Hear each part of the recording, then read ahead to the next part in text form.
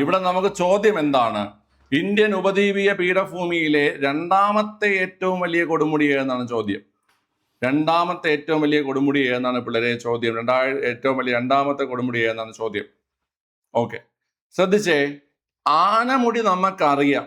Anamudi 2695 metre നീളമുള്ള ആനമുടിയാണ് ഏറ്റവും ഉയരം കൂടിയത് നമുക്കറിയാം.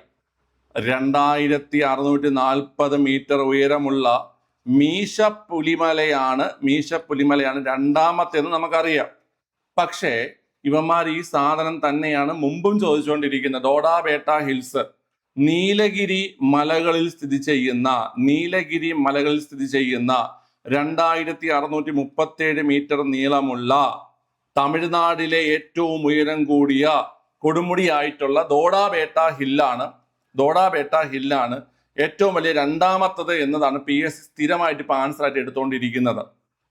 മനസ്സിലായ? ഓക്കെ, ഇതുവരെയും 2 ഓപ്ഷൻ വന്നിട്ടില്ല. നിങ്ങൾ മനസ്സിലാക്കേണ്ടത് മീശപ്പുലിമലയുടെ ഉയരം 2640 മീറ്റർ ആണ്.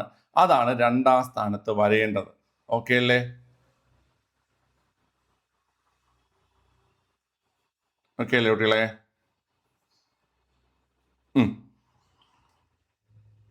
ശരി, അപ്പൊ ഇവിടുത്തെ ആ ഒരു പോയിന്റ് ഓർത്തിരിക്കുക. ദോഡാബേട്ട ഇമ്പോർട്ടന്റ് ആണ്. എന്ന് വെച്ചാൽ നീലഗിരിയിൽ ഏറ്റവും ഉയരം കൂടിയ കൊടുമുടി ഏതെന്നും പറഞ്ഞുകൊണ്ട് PSC ഇപ്പൊ പല തവണ ദോഡാബേട്ടയെ ചോദിക്കുന്നുണ്ട്. ഓക്കെ, ദോഡാബേട്ട അവർ ഇഷ്ടപ്പെട്ട് വെച്ചിരിക്കുകയാണ്. കണ്ട, ഇന്ത്യൻ ഉപദ്വീപീയ പീഠഭൂമിയിലെ ഏറ്റവും വലിയ കൊടുമുടിയിൽ ഏറ്റവും വലിയ രണ്ടാമത്തെ കൊടുമുടിയാണ് ചോദിച്ചത്. ചാടിക്കേറിയ ആനമുടി കറുപ്പിച്ചിട്ട് ചിരിച്ചുകൊണ്ടിരുന്നു കഴിഞ്ഞാൽ അവിടെ ഇരിക്കേണ്ടി വരും. ചോദ്യം നേരെ വായിക്കുക. രണ്ടാമത്തത് നമുക്കിവിടെ മീശപ്പുലിമല ഇല്ലാത്തത് കൊണ്ട് ദോഡാബേട്ട എടുക്കാൻ കുഴപ്പമില്ല. ഓക്കെ അല്ലേ? പക്ഷെ മീശപ്പുലിമലയാണ് 2ാം സ്ഥാനത്ത് വരുന്നത്. 2640 മീറ്റർ ആണ് മീശപ്പുലിമലയുടെ ഉയരം. ഓക്കെ, ഇനി അടുത്ത് നമ്മുടെ ജൂലൈ മാസം 18-നും പിന്നെ ഓഗസ്റ്റ് മാസത്തിലുമായിട്ട് നടക്കുന്ന 10th പ്രിലിംസിന് വേണ്ടിയിട്ട് ഒരു ഫൈനൽ മാരത്തോൺ ബാച്ച് നമ്മുടെ ആപ്ലിക്കേഷൻ സ്റ്റാർട്ട് ചെയ്തിട്ടുണ്ട്. ആ ഒരു കോഴ്സിന്റെ ലിങ്ക് ഞാൻ ഫസ്റ്റ് കമന്റിൽ പിൻ ചെയ്തിട്ടുണ്ട്. ലൈവ് ബാച്ചാണ്. ടോട്ടൽ ക്ലാസ് എല്ലാം ലൈവ് ആണ് വരുന്നത്. 379 രൂപയാണ് ടോട്ടൽ ഫീസ് വരുന്നത്. ഓക്കെ, അപ്പം ഇനിയും ജോയിൻ ചെയ്യാത്തവരുണ്ടെങ്കിൽ ഉടനെ തന്നെ ജോയിൻ ചെയ്ത് പഠിച്ചു തുടങ്ങുക. ഇതുവരെ കഴിഞ്ഞ ക്ലാസ്സുകളുടെ, അതായത് ഒരാഴ്ചയായി ക്ലാസ് സ്റ്റാർട്ട് ചെയ്തിട്ട് അതിൻ്റെ റെക്കോർഡ് അവൈലബിൾ ആണ്. ബാക്കിയുള്ള ക്ലാസ് നിങ്ങൾക്ക് ലൈവ് അറ്റൻഡ് ചെയ്യാൻ പറ്റും. അതുപോലെ തന്നെ ഒരു 10 മോഡൽ ക്വസ്റ്റ്യനും നിങ്ങൾക്ക് എന്ത് ചെയ്യാൻ പറ്റും? എക്സാമിന് മുമ്പേ തന്നെ അറ്റൻഡ് ചെയ്ത് പോകാൻ പറ്റും കേട്ടോ. ഓക്കെ അല്ലേ? ശരി, അപ്പോൾ ജോയിൻ ചെയ്യുക പെട്ടെന്ന്. അടുത്ത, ചിത്രശലഭ സങ്കേതമായി പ്രഖ്യാപിച്ച കേരളത്തിലെ വന്യമൃഗ സങ്കേതം ഏതാണ്?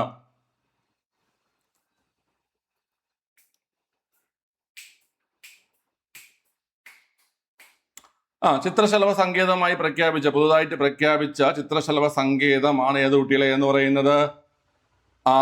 നമ്മുടെ ആറളം. പിള്ളേരെ, ആറളം ഏത് ജില്ലയിലാണ്?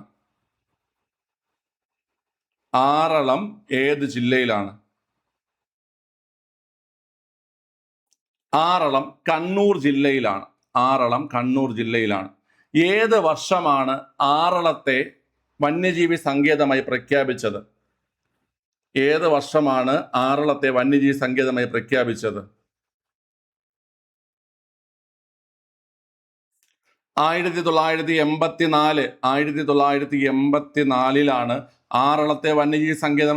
നമുക്കറിയാം 1984 ആറളം കണ്ണൂര്, അതുപോലെ തന്നെ 1984 തന്നെ ചിമ്മിനി തൃശ്ശൂര്,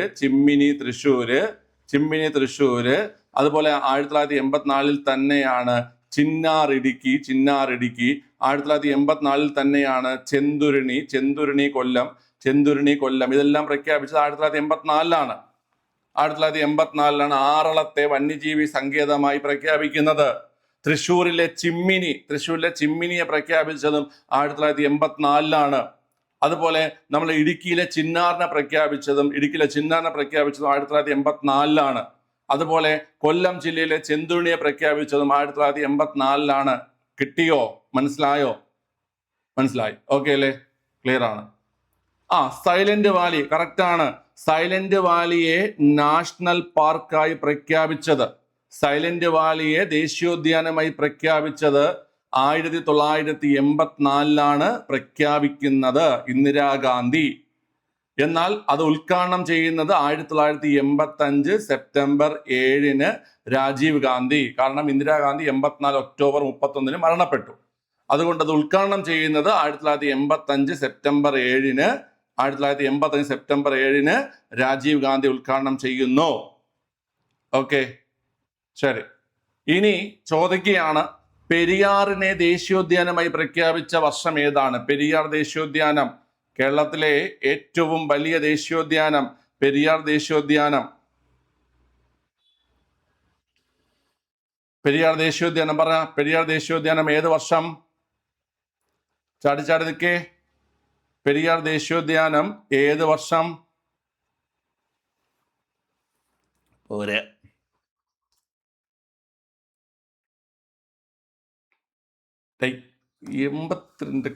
പറയുന്നേ പെരിയാർ ദേശീയോദ്യാനമാണ് ഞാൻ ചോദിച്ചില്ലേ? ഓക്കെ, പെരിയാർ ദേശീയോദ്യാനമല്ല. പെരിയാർ ദേശീയോദ്യാനം 82. സോറി, പെരിയാർ ദേശീയോദ്യാനം 82 കേട്ടോ. ഞാൻ ചോദിച്ചത് പെരിയാർ വന്യജീവി സങ്കേതമാണ്. My mistake.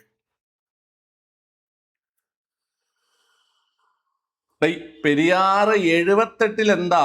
78 1950 1934 ഇത്രയും നമ്മൾ പെരിയാറിൽ പഠിക്കാറുണ്ട്.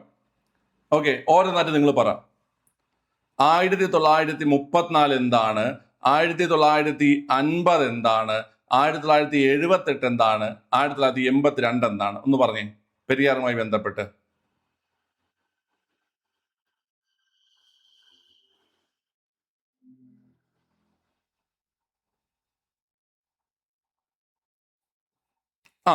പിള്ളേരെ, നെല്ലിക്കാംപെട്ടി ഗെയിം സാങ്ച്വറി എന്ന പേരിൽ നെല്ലിക്കാംപെട്ടി ഗെയിം സാങ്ച്വറി എന്ന പേരിൽ 1934 നിലവിൽ വന്നു. ഓക്കെ, നെല്ലിക്കാംപെട്ടി ഗെയിം സാങ്ച്വറി എന്ന പേരിൽ 1934 നിലവിൽ വന്നു. ഓക്കെ, അത് 1950 പെരിയാർ വന്യജീവി സങ്കേതമായി മാറി. 1950 പെരിയാർ വന്യജീവി സങ്കേതമായി മാറി. 1950 പെരിയാർ വന്യജീവി സങ്കേതമായി മാറി. 1978 പെരിയാർ ടൈഗർ റിസർവായി മാറി. 1978 പെരിയാർ ടൈഗർ റിസർവായി മാറി. 1982 പെരിയാർ നാഷണൽ പാർക്കായി മാറി. ഓക്കെ അല്ലേ? ക്ലിയർ ആണ്? ഒന്നുകൂടെ പറയണോ വേണ്ടേ? ഓക്കെ, ഒന്നുകൂടെ പറയണോ? ഇമ്പോർട്ടൻ്റ് ആണ്. വളരെ വളരെ ഇമ്പോർട്ടൻ്റ് ആണ്. ഒന്നുകൂടെ പറഞ്ഞുതരാം അല്ലേ? ഒന്നുകൂടെ പറയാം അല്ലേ? ഒന്നുകൂടെ പറഞ്ഞുതരാം. നോക്കിക്കോ. 34 ചിത്തിര തിരുനാൾ ബാലരാമവർമ്മ. 34 ചിത്തിര തിരുനാൾ ബാലരാമവർമ്മ ഇതിനെ നെല്ലിക്കാംപെട്ടി ഗെയിം സാങ്ച്വറി എന്ന പേരില് വന്യജീവി സങ്കേതമായി പ്രഖ്യാപിക്കുന്നു. മനസ്സിലായ? ചിത്തിര തിരുനാൾ ബാലരാമവർമ്മ 1934 നെല്ലിക്കാംപെട്ടി ഗെയിം സാങ്ച്വറി എന്ന പേരില് എന്തായി പ്രഖ്യാപിക്കുന്നു കുട്ടികളെ? എന്തായി പ്രഖ്യാപിക്കുന്നു? വന്യജീവി സങ്കേതമായി പ്രഖ്യാപിക്കുന്നു. അത് 1950 പെരിയാർ വന്യജീവി സങ്കേതമായി മാറുന്നു. 1978 കേരളത്തിലെ ആദ്യത്തതും ഇന്ത്യയിലെ 10ാമത്തതുമായ ടൈഗർ റിസർവായി മാറുന്നു. 1978 ഇന്ത്യയിലെ 10ാമത്തതും കേരളത്തിലെ ആദ്യത്തതുമായ ടൈഗർ റിസർവായി മാറുന്നു. 1982 പെരിയാറിനെ നാഷണൽ പാർക്കായി പ്രഖ്യാപിക്കുന്നു. ഓക്കെ, ശരി. അപ്പൊ ഇതിത്ര മനസ്സിലായല്ലോ? മനസ്സിലായി.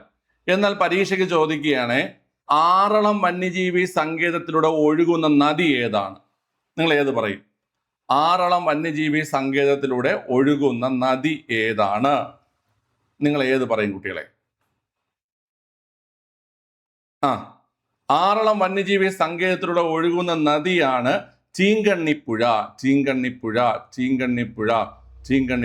ഓക്കെ അല്ലേ? തുമ്പികളുടെ കണക്കെടുപ്പ് നടത്തിയത് ആറളം വന്യജീവി സങ്കേതത്തിലാണോ അല്ലേ? തുമ്പികളുടെ കണക്കെടുപ്പ് നടത്തിയത് ആറളം വന്യജീവി സങ്കേതത്തിലാണോ അല്ലേ?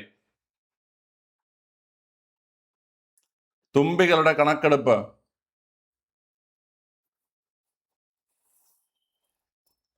ആറളത്തിലാണോടെ? അല്ല. തുമ്പികളുടെ കണക്കെടുപ്പ് നടത്തിയത് ചെന്തുരുണി. എവിടെ കുട്ടികളെ? ചെന്തുരുണിയിലാണ് കേട്ടോ, ചെന്തുരുണി. പ്രീവിയസ് ചോദ്യമാണ്. തുമ്പികളുടെ കണക്കെടുപ്പ് നടത്തിയത് ചെന്തുരുണിയിലാണ് തുമ്പികളുടെ കണക്കെടുപ്പ് നടത്തിയത്. തുമ്പി സെൻസസ് ചെന്തുരുണിയിലാണ്. ഓക്കെ. ഈ പറയുന്ന ചിത്രശലഭങ്ങളുടെ ദേശാടനം റിപ്പോർട്ട് ചെയ്തതാണ് ആറളം. ചിത്രശലഭങ്ങളുടെ ദേശാടനം റിപ്പോർട്ട് ചെയ്തതാണ് ആറളം. ഓക്കെ അല്ലേ? ആറളം. അതുപോലെ നിങ്ങൾക്ക് ചോദിക്കും സൈലന്റ് വാലി ഓഫ് കണ്ണൂരിന്റെ സൈലന്റ് വാലി എന്നറിയപ്പെടുന്നത് ആറളം വന്യജീവി സങ്കേതമാണ് കേട്ടോ. കണ്ണൂരിന്റെ സൈലന്റ് വാലി എന്നറിയപ്പെടുന്നത് ആറളം വന്യജീവി സങ്കേതമാണ്. ഓക്കെ അല്ലേ? ഇനി ഇന്ത്യയിലെ ആദ്യത്തെ ബട്ടർഫ്ലൈ പാർക്ക് ഏതാണ്? പിള്ളേരെ പറഞ്ഞു. ഇന്ത്യയിലെ ആദ്യത്തെ ബട്ടർഫ്ലൈ പാർക്ക് ഏതാണ്?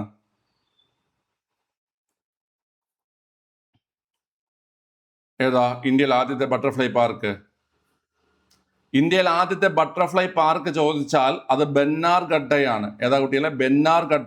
ബെന്നാർഘട്ട കർണാടക. ഇന്ത്യയിൽ ആദ്യത്തെ ബട്ടർഫ്ലൈ പാർക്കാണ് ചോദിക്കുന്നതെങ്കിൽ Bannerghatta Karnataka.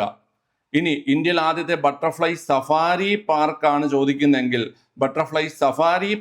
ചോദിക്കുന്നതെങ്കിൽ butterfly park Bannerghatta, butterfly safari പാർക്കാണ് ചോദിക്കുന്നതെങ്കിൽ അത് തെന്മല.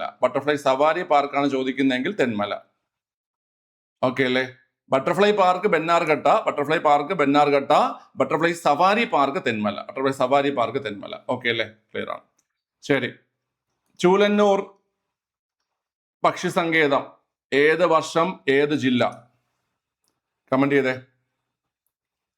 ചൂലന്നൂർ പക്ഷി സങ്കേതം ഏത് വർഷം ഏത് ജില്ല? ചൂലന്നൂർ പക്ഷി സങ്കേതം ഏത് വർഷം ഏത് ജില്ല? വർഷം കൂടെ പോരട്ടെ. 2004 തെറ്റാണ്. ചൂലന്നൂർ ബേർഡ് സാഞ്ചുറി 2007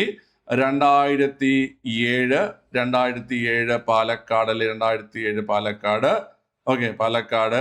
പിള്ളേരെ എന്താണ് അവിടുത്തെ പ്രത്യേകത?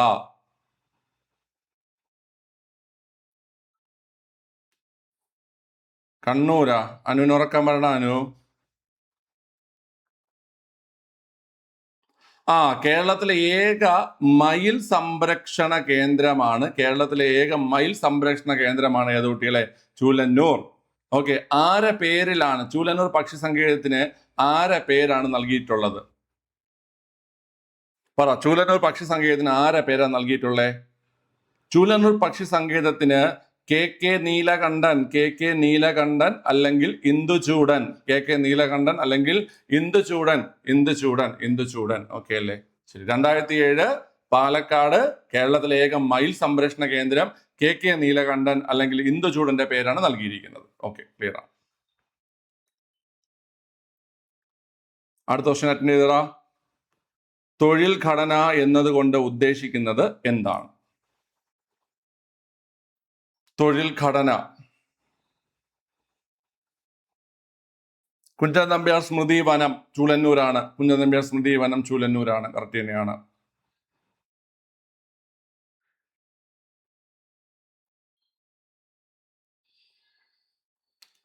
തൊഴിൽ ഘടന എന്നുകൊണ്ട് ഉദ്ദേശിക്കുന്നത് എന്താ പിള്ളേരെ? കമന്റ് ചെയ്തേ.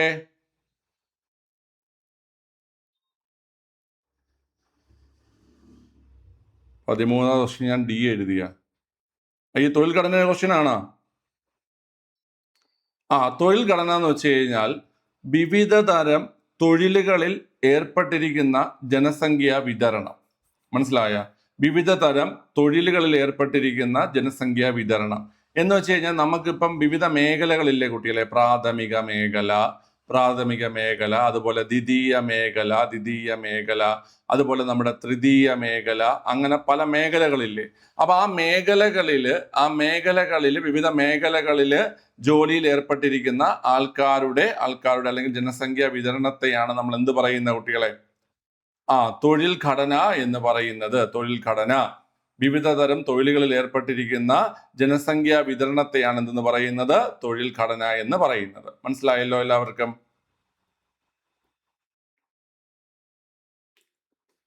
ഓക്കെ. ഈ തൊഴിൽ ഘടനയുടെ ഇംഗ്ലീഷ് വാക്കൊന്ന് പറയാവോ? തൊഴിൽ ഘടനയുടെ ഇംഗ്ലീഷ് വാക്കൊന്ന് പറയാവോ? ആർക്കെങ്കിലും അറിയാവോ തൊഴിൽ ഘടനയുടെ ഇംഗ്ലീഷ് വാക്ക്? തൊഴിൽ ഘടനയുടെ ഇംഗ്ലീഷ് വാക്ക് ഒക്കുപേഷണൽ സ്ട്രക്ചർ എന്നാണ് അല്ലേ? ഒക്കുപേഷണൽ സ്ട്രക്ചർ എന്നാണ്. ഒക്കുപേഷണൽ സ്ട്രക്ചർ എന്നാണ് തൊഴിൽ ഘടനയുടെ ഇംഗ്ലീഷ് വാക്ക്. ഒക്കുപേഷണൽ സ്ട്രക്ചർ എന്നാണ്. ഒക്കുപേഷണൽ സ്ട്രക്ചർ എന്നാണ് കേട്ടോ. ഒക്കുപേഷണൽ സ്ട്രക്ചർ, വർക്ക് സ്ട്രക്ചർ അല്ല, ഒക്കുപേഷണൽ സ്ട്രക്ചർ എന്നാണ്. അപ്പൊ ഡിഗ്രിയിലൊക്കെ ഉള്ള ആൾക്കാർ ഓർത്ത് വെച്ചോണം. ഒക്കുപേഷണൽ സ്ട്രക്ചർ എന്ന് വെച്ച് കഴിഞ്ഞാൽ തൊഴിൽ ഘടന വിവിധ തരം തൊഴിലുകളിൽ ഏർപ്പെട്ടിരിക്കുന്ന ജനസംഖ്യാ വിതരണം. അപ്പൊ ജനസംഖ്യയിൽ എത്രത്തോളം ആൾക്കാർ ഏതെല്ലാം തൊഴിലുകളിൽ ഏർപ്പെട്ടിരിക്കുന്നു എന്നതാണ് ഒക്കുപേഷണൽ സ്ട്രക്ചർ അല്ലെങ്കിൽ തൊഴിൽ ഘടന കൊണ്ട് ഉദ്ദേശിക്കുന്നത്. ഓക്കെ. അടുത്ത, വൻകിട വ്യവസായങ്ങളുടെ വളർച്ചയ്ക്ക് പ്രാധാന്യം നൽകിയ പഞ്ചവത്സര പദ്ധതി ഏതാണ്? വൻകിട വ്യവസായങ്ങളുടെ വളർച്ചയ്ക്ക് പ്രാധാന്യം നൽകിയ പഞ്ചവത്സര പദ്ധതി. ഓക്കെ.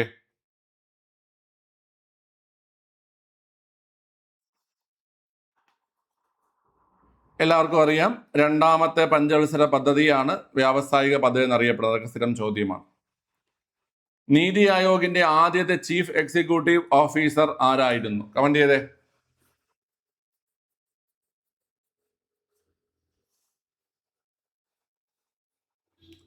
നീതി ആയോഗിന്റെ ആദ്യത്തെ ചീഫ് എക്സിക്യൂട്ടീവ് ഓഫീസർ ആരായിരുന്നു? ആരാ കുട്ടികളെ? സിന്ധു ശ്രീ കുള്ളാർ. നീതി ആയോഗിന്റെ ആദ്യത്തെ chief executive officer Sindhu Shree Khullar. നിലവിലെ സിഇഒ ആരായിരുന്നു? നിലവിലെ സിഇഒ ആരാണ്? നിലവിലെ സിഇഒ നിധി ചിബ്ബർ ആണ് നിലവിലെ സിഇഒ. ഓക്കെ. ആദ്യത്തെ വൈസ് ചെയർമാൻ ആരാണ്?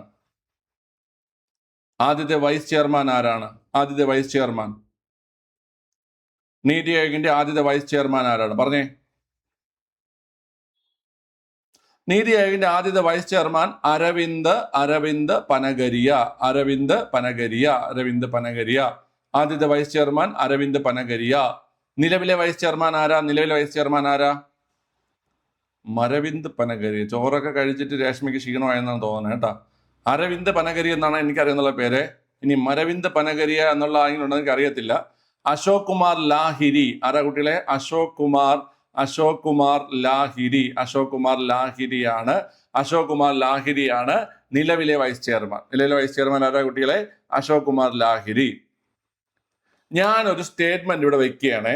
നീതി ആയോഗിന്റെ സിഇഒ, നീതി ആയോഗിന്റെ വൈസ് ചെയർമാൻ എന്നിവരെ നിയമിക്കുന്നത് രാഷ്ട്രപതിയാണ്. ശരിയോ തെറ്റോ? നീതി ആയോഗിന്റെ കുഴപ്പമില്ല. നീതി ആയോഗിന്റെ വൈസ് ചെയർമാൻ, നീതി ആയോഗിന്റെ സിഇഒ എന്നിവരെ നിയമിക്കുന്നത് രാഷ്ട്രപതിയാണ്. ശരിയോ തെറ്റോ? എന്താണെന്നാൽ ശരിയാക്കി പറഞ്ഞേ. തെറ്റാണെങ്കിൽ ശരിയാക്കി പറഞ്ഞേ. ആരാണ് നീതി ആയോഗിന്റെ എക്സ് ഒഫീഷ്യോ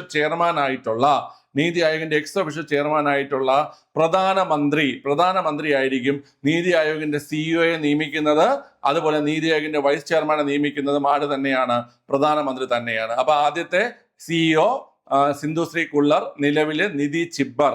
ആദ്യത്തെ വൈസ് ചെയർമാൻ അരവിന്ദ് പനഗരിയ, നിലവിലെ vice chairman Ashok Kumar Lahiri. Set. Okay. അടുത്ത, ദാരിദ്ര്യരേഖ നിർണയവുമായി ബന്ധപ്പെട്ട ജയിൽ ജീവിത ചെലവെന്ന ആശയം ആരുമായി ബന്ധപ്പെട്ടിരിക്കുന്നു? ദാരിദ്ര്യരേഖ നിർണയവുമായി ബന്ധപ്പെട്ടിട്ടുള്ള ജയിൽ ജീവിത ചെലവെന്ന ആശയം, ഇതൊക്കെ നമ്മൾ ഓൾറെഡി ഒരുപാട് തവണ പഠിച്ചിട്ടുള്ളതാണ്. ദാദാഭായ് നവറോജിയാണ് ബ്രിട്ടീഷ് ഇന്ത്യയിൽ ആദ്യമായിട്ട് ഈ പറയുന്ന ദാരിദ്ര്യരേഖ നിർണയം നടത്തിയത്. അദ്ദേഹം ദാരിദ്ര്യരേഖ നിർണയം നടത്തിയത് ജയിൽ ജീവിത ചെലവിനെ അടിസ്ഥാനപ്പെടുത്തിയാണ്. അതായത് ജയിലിൽ കഴിയുന്ന ഒരു വ്യക്തിക്ക് വസ്ത്രമുണ്ടാകും, പാർപ്പിടമുണ്ടാകും, ഭക്ഷണമുണ്ടാകും. അപ്പൊ ഇത് ബേസ് ചെയ്തിട്ട് ഭക്ഷണം, പാർപ്പിടം, വസ്ത്രം ബേസ് ചെയ്തിട്ട് ഈ പറയുന്ന കാര്യങ്ങൾ മൂന്നും ഉണ്ടെങ്കിൽ ആ വ്യക്തി ദാരിദ്ര്യക്ക് മുകളിലാണ്. ഈ പറഞ്ഞ ഘടകങ്ങളിൽ ഏതെങ്കിലും ഒന്നോ രണ്ടോ ലഭിക്കുന്നില്ല എന്നുണ്ടെങ്കിൽ അയാൾ ദാരിദ്ര്യക്ക് താഴെയാണെന്ന രീതിയിൽ ജയിൽ ജീവിത ചെലവ് കണക്കാക്കുകയും അദ്ദേഹം തന്റെ poverty and un-British rule in India എന്ന പുസ്തകത്തിൽ എഴുതുകയും ചെയ്തു. മനസ്സിലായ? അപ്പം ഇന്ത്യയിൽ ആദ്യമായിട്ട് ദാരിദ്ര്യരേഖ നിർണ്ണയം നടത്തിയത് ആരാ കുട്ടികളെ? ദാദാഭായ് നവറോജി. അത് എന്തിന്റെ അടിസ്ഥാനത്തിൽ എന്ന് കേട്ട് കഴിഞ്ഞാൽ അത് എന്തിന്റെ അടിസ്ഥാനത്തിലാണ്? ഈ പറയുന്ന ജയിൽ ജീവിത ചെലവിന്റെ അടിസ്ഥാനത്തിലാണ് എന്നുകൂടി നിങ്ങൾ ഓർക്കുക, ഇമ്പോർട്ടന്റ് ആണ്. ഓക്കെ. ആഭ്യന്തര സമ്പദ് വ്യവസ്ഥയെ ലോക സമ്പദ് വ്യവസ്ഥയുമായി സംയോജിപ്പിക്കുന്നതിനെ പറയുന്ന പേരെന്താണ്? ആഭ്യന്തര സമ്പദ് വ്യവസ്ഥയെ ലോക സമ്പദ് വ്യവസ്ഥയുമായി സംയോജിപ്പിക്കുന്നത്, ഇതൊക്കെ നമ്മൾ ഒരുപാട് തവണ നമ്മൾ റിവിഷൻ ചെയ്തതാണ്. ആഗോളവൽക്കരണം. ആഭ്യന്തര സമ്പദ് വ്യവസ്ഥയെ ലോക സമ്പദ് വ്യവസ്ഥയുമായി സംയോജിപ്പിക്കുന്നതിനെ പറയുന്നത് ഗ്ലോബലൈസേഷൻ അല്ലെങ്കിൽ ആഗോളവൽക്കരണം. ഓക്കെ അല്ലേ? ക്ലിയർ ആണ്. ഉദാരവൽക്കരണം സാമ്പത്തിക പ്രവർത്തനങ്ങളിൽ ഗവൺമെന്റിന്റെ നിയന്ത്രണങ്ങൾ കുറയ്ക്കുന്നത് ഉദാരവൽക്കരണം. ഓക്കെ. സാമ്പത്തിക പ്രവർത്തനങ്ങളിൽ ഗവൺമെന്റിന്റെ നിയന്ത്രണങ്ങൾ പൂർണ്ണമായും ഇല്ലാതാക്കുന്നത് നവ ഉദാരവൽക്കരണം. ഓക്കെ. പൊതുമേഖലാ സ്ഥാപനങ്ങളിൽ സർക്കാരിന്റെ പങ്കാളിത്തം കുറയ്ക്കുന്നത് സ്വകാര്യവൽക്കരണം. ഓക്കെ. പൊതുമേഖലാ സ്ഥാപനങ്ങളിൽ സർക്കാരിന്റെ പങ്കാളിത്തം കുറയ്ക്കുന്നത് സ്വകാര്യവൽക്കരണം. ഓക്കെ, സ്വകാര്യവൽക്കരണം. പൊതുമേഖലാ സ്ഥാപനങ്ങളിൽ സർക്കാരിന്റെ പങ്കാളിത്തം കുറയ്ക്കുന്ന സ്വകാര്യവൽക്കരണം. അതുപോലെ പൊതുമേഖലാ സ്ഥാപനങ്ങളുടെ നടത്തിപ്പോ ഉടമസ്ഥാവകാശമോ പൂർണ്ണമായോ ഭാഗികമായോ സ്വകാര്യ മേഖലയ്ക്ക് കൈമാറുന്നതും സ്വകാര്യവൽക്കരണം. മനസ്സിലായ? സ്വകാര്യവൽക്കരണം.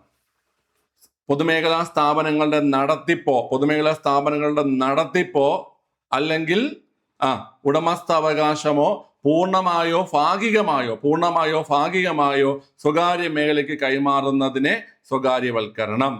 പൊതുമേഖലാ സ്ഥാപനങ്ങളിൽ സർക്കാരിന്റെ പങ്കാളിത്തം കുറയ്ക്കുന്നതും സ്വകാര്യവൽക്കരണം. സാമ്പത്തിക പ്രവർത്തനങ്ങളിൽ സർക്കാരിന്റെ നിയന്ത്രണം കുറയ്ക്കുന്നത് ഉദാരവൽക്കരണം. നിയന്ത്രണം പൂർണ്ണമായി ഇല്ലാതാക്കുന്നത് നവ ഉദാരവൽക്കരണം. ഓക്കെ. ആഭ്യന്തര സമ്പദ് വ്യവസ്ഥയെ ലോക സമ്പദ് വ്യവസ്ഥയുമായി സംയോജിപ്പിക്കുന്നതിനെ പറയുന്ന പേര് എന്താ കുട്ടികളെ? ആഗോളവൽക്കരണം. എല്ലാം കിട്ടിയല്ലോ? എല്ലാ പോയിന്റും കിട്ടിയോ? പറഞ്ഞേ. ഡെഫിനിഷൻ ചോദിക്കും. ഇതുപോലെ ഡെഫിനിഷൻ നിങ്ങൾക്ക് ഞാൻ ഒരുപാട് തവണ ഡെഫിനിഷൻ ഒക്കെ പറഞ്ഞ് പഠിപ്പിച്ചു തന്നതാണ്. ഓക്കെ. എങ്കിൽ ഒരു ചോദ്യം കൂടെ ഞാൻ ചോദിക്കുകയാണ്. ഒരു ഡെഫിനിഷൻ ചോദിക്കുകയാണ്. ചോദ്യം ഇങ്ങനെയാണ്: പൊതുമേഖലാ സ്ഥാപനങ്ങളിലെ സർക്കാർ ഓഹരികൾ പൂർണ്ണമായോ ഭാഗികമായോ സ്വകാര്യ മേഖലയ്ക്ക് വിൽക്കുന്നതിനെ പറയുന്ന പേരെന്താണ്? പൊതുമേഖലാ സ്ഥാപനങ്ങളിലെ സർക്കാരിന്റെ ഓഹരികൾ പൂർണ്ണമായോ ഭാഗികമായോ സ്വകാര്യ മേഖലയ്ക്ക് വിൽക്കുന്നതിനെ പറയുന്ന പേരെന്താണ്? അതിനെ നമ്മൾ മൂലധന നിക്ഷേപ സ്വകാര്യവൽക്കരണം എന്ന് വിളിക്കും. മൂലധന നിക്ഷേപ സ്വകാര്യവൽക്കരണം. അല്ലെങ്കിൽ നമ്മൾ അതിനെ എന്ത് പറയും കുട്ടികളെ? ഡിസ്ഇൻവെസ്റ്റ്മെന്റ് എന്ന് പറയും. ഡിസ്ഇൻവെസ്റ്റ്മെന്റ് എന്ന് പറയും. മൂലധന നിക്ഷേപ സ്വകാര്യവൽക്കരണം അല്ലെങ്കിൽ ഡിസ്ഇൻവെസ്റ്റ്മെന്റ് എന്ന് പറയും. ഓക്കെ അല്ലേ? മൂലധന നിക്ഷേപ സ്വകാര്യവൽക്കരണം അല്ലെങ്കിൽ ഡിസ്ഇൻവെസ്റ്റ്മെന്റ് എന്ന് പറയും. ഓക്കെ, എല്ലാവർക്കും മനസ്സിലായോ?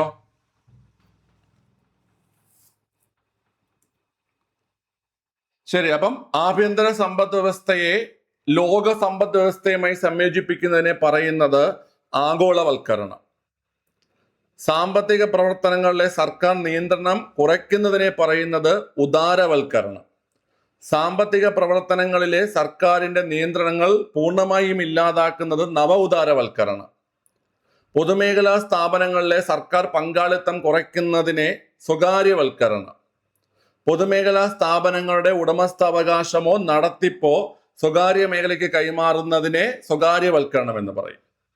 പൊതുമേഖലാ സ്ഥാപനങ്ങളിലെ സർക്കാർ ഓഹരികൾ പൂർണ്ണമായോ ഭാഗികമായോ സ്വകാര്യ മേഖലയ്ക്ക് വിൽക്കുന്നതിനെ മൂലധന നിക്ഷേപ സ്വകാര്യവൽക്കരണം അല്ലെങ്കിൽ ഡിസ്ഇൻവെസ്റ്റ്മെന്റ് എന്ന് പറയും. ഓക്കെ, ഈ ഇത്രയും ഡെഫിനിഷൻ, ഞാൻ ഇത്രയും പറഞ്ഞ ഡെഫിനിഷൻ നിങ്ങൾക്ക് മനസ്സിലായെങ്കിൽ നിങ്ങൾ ഓർത്തോ, ഈ സാധനം വീണ്ടും ചോദിക്കും. ഓക്കെ അല്ലേ? ഞാനിപ്പോ പറഞ്ഞ ഏകദേശം ഒരു 5 ഡെഫിനിഷൻ ഉണ്ട്, 6 ഉണ്ട്, 6 ഡെഫിനിഷൻ ഉണ്ട്. അതും 6 പഠിച്ചു വെച്ചോ. ഓക്കെ അല്ലേ?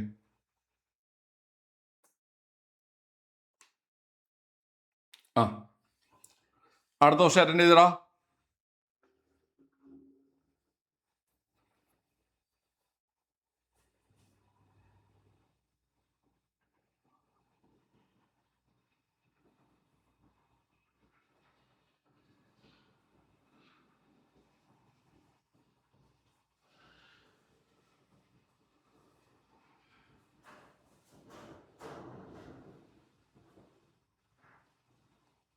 അറിയാന്നല്ലോ, കമന്റ് ചെയ്തേ.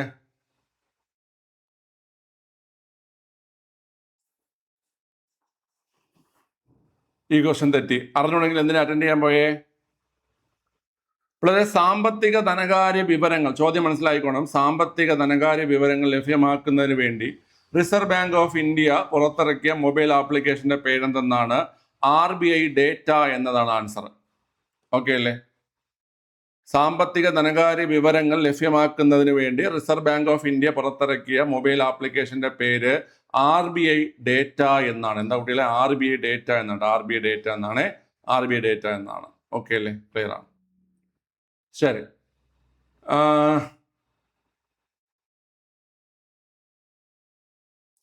അടുത്ത ക്വസ്റ്റ്യൻ അറ്റൻഡ് ചെയ്തേ. ഇന്ത്യയെ സംബന്ധിച്ച് താഴെ പറയുന്ന പ്രസ്താവനകൾ പരിഗണിക്കുക. ഒറ്റ പൗരത്വം മാത്രമേ ഉള്ളൂ. ശരിയാണ്. ഇന്ത്യയിൽ ഏക പൗരത്വമാണ്. ഇന്ത്യ ഏക പൗരത്വം എവിടെ നിന്നാ കടമെടുത്തിരിക്കുന്നത്? പറ. ഇന്ത്യ ഏക പൗരത്വം എന്ന ആശയം ഈ ക്വസ്റ്റ്യൻ കൂടെ ചെയ്തിട്ട് 20 ക്വസ്റ്റ്യൻ ആക്കിയിട്ട് നമുക്ക് വൈൻഡപ്പ് ചെയ്യാവേ. ഓക്കെ, ബാക്കി നമുക്ക് വൈകുന്നേരം നോക്കാം. ഏക പൗരത്വം എന്ന ആശയം നമ്മൾ എവിടെ നിന്നാണ് കടമെടുത്തിരിക്കുന്നത്? പറഞ്ഞ കുട്ടികളെ, ഏക പൗരത്വം എന്ന ആശയം നമ്മൾ ബ്രിട്ടനിൽ നിന്ന് കടമെടുത്ത ആശയമാണ് ഏക പൗരത്വം അല്ലേ? ബ്രിട്ടനിൽ നിന്ന് കടമെടുത്ത ആശയമാണ് ഏത്? ഓക്കെ, ഏക പൗരത്വം. അടുത്ത്, ഭൂപ്രദേശങ്ങളുടെ കൂട്ടിച്ചേർക്കൽ വഴി പൗരത്വം നേടാം അല്ലേ? ഭൂപ്രദേശങ്ങളുടെ കൂട്ടിച്ചേർക്കൽ വഴി നമുക്ക് പൗരത്വം നേടാം. ഭൂപ്രദേശങ്ങൾ കൂട്ടിച്ചേർക്കുമ്പോൾ നമുക്ക് പൗരത്വം നേടാം. രജിസ്ട്രേഷൻ വഴി നേടാം, പിന്തുടർച്ച വഴി നേടാം, അതുപോലെ ഈ പറയുന്ന ജന്മസിദ്ധമായി നേടാം. ഓക്കെ അല്ലേ? അടുത്ത, ഭരണഘടനയുടെ 4ാം ഭാഗത്തിലാണ് പൗരത്വത്തെ കുറിച്ച് പറയുന്നത്. അത് തെറ്റല്ലേടാ? ഏത് ഭാഗത്തിലാ പറയുന്നത് പൗരത്വത്തെ കുറിച്ച്? ഈ ചിരകാലവാസം. ഓക്കെ, 2 അല്ലേ? 2ാം ഭാഗത്തില് ആർട്ടിക്കിൾ 5 മുതൽ 11 വരെയാണ് പൗരത്വം. 2ാം ഭാഗത്തില് ആർട്ടിക്കിൾ 5 മുതൽ 11 വരെയാണ് പൗരത്വം അല്ലേ? 2ാം ഭാഗത്തിൽ ആർട്ടിക്കിൾ 5 മുതൽ 11 വരെയാണ് പൗരത്വം. ഓക്കെ, ക്ലിയർ ആണ്. അപ്പൊ ഇവിടെ നമ്മൾ നോക്കുകയാണെങ്കിൽ 1ഉം 2ഉം ശരിയാണ്. 1ഉം 2ഉം ശരിയാണ്. ഓക്കെ അല്ലേ?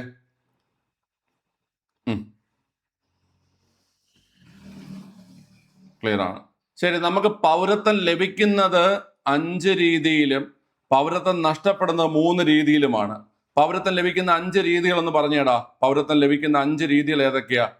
ഒന്നാമത്തത് ജനനം അല്ലെ? ജന്മസിദ്ധമായ പൗരത്വം. ഓക്കെ, ലെഫ്റ്റ് ആയിക്കോ.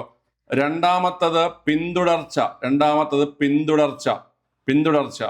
ഓക്കെ, മൂന്നാമത്തത് ചിരകാലവാസം.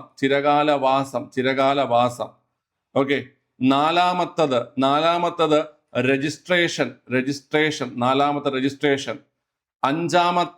അഞ്ചാമത്തത് ഈ പറയുന്ന ഭൂപ്രദേശങ്ങളുടെ കൂട്ടിച്ചേർക്കൽ. ഭൂപ്രദേശങ്ങളുടെ കൂട്ടിച്ചേർക്കൽ അഞ്ചാമത്തത്. ക്ലിയർ ആണ്. ഇനി നമുക്ക് നഷ്ടപ്പെടുന്ന 3 രീതികൾ ഏതൊക്കെയാണ്? പൗരത്വം നഷ്ടപ്പെടുന്ന 3 രീതികൾ ഏതൊക്കെയാ കുട്ടികളെ? പറഞ്ഞേ. പൗരത്വം നഷ്ടപ്പെടുന്ന 3 രീതികൾ ഏതൊക്കെയാണ്?